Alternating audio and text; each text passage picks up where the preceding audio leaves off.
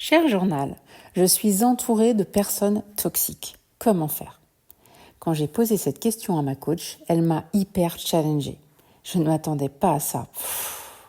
Elle m'a demandé ce que c'est factuellement une personne toxique. Je lui ai dit que c'est quelqu'un qui cause des ennuis à autrui. Et tu sais ce qu'elle a osé me demander? Quand est-ce que moi aussi je fais ça? Non mais quand même. Alors je lui ai dit, moi, jamais. Et elle m'a dit, si, cherche bien, car toi aussi, tu exprimes tous les traits de caractère. J'en ai marre quand elle me dit ça.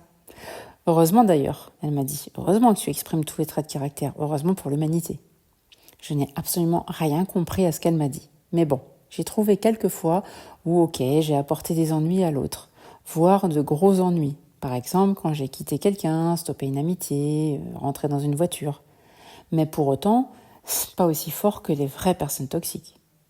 Mais ok, j'ai bien vu que parfois, moi aussi, je peux avoir mon petit impact de toxicité, enfin un impact plus ou moins grand, sur la planète, sur mon entourage.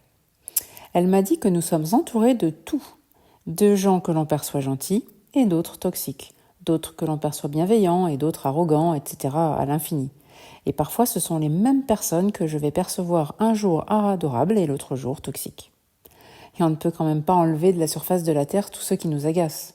Ou même fuir tout le monde. Bon, ça c'est vrai. Ma coach m'a fait prendre conscience que si les personnes toxiques m'agacent, c'est que je ne m'autorise pas à faire ça moi aussi. Et elle n'a pas tort. J'avoue que j'ai tendance à essayer de ne surtout pas nuire aux autres. Sauf que parfois, en faisant cela, je me nuis à moi-même. Et que j'ai beau essayer de ne jamais le faire, je le fais quand même. J'ai beau essayer jamais de nuire aux autres, mais je le fais quand même. Ma coach dit toujours que ça n'existe pas de toujours ou jamais être quelque chose.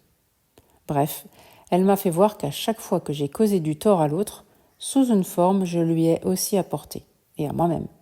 Et que je dois donc cesser de toujours m'empêcher de le faire, car cela ne m'épanouit pas sur le fond de me brider. Pour couronner le tout, elle m'a fait voir ce que les personnes que je perçois toxiques m'ont apporté, car tant que je résiste, comme elle dit, ça persiste. Et une bonne partie des gens va continuer de m'énerver.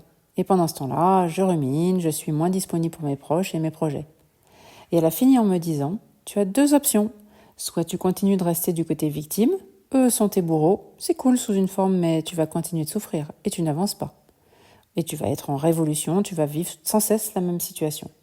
Soit tu regardes l'opportunité derrière, en quoi ils sont à ton service sous une forme d'un certain point de vue. Par exemple, ils me poussent à me positionner, à rompre une relation, à prendre ma place, à dire ce que je pense. À méditer tout ça, pour ma paix intérieure. Enfin,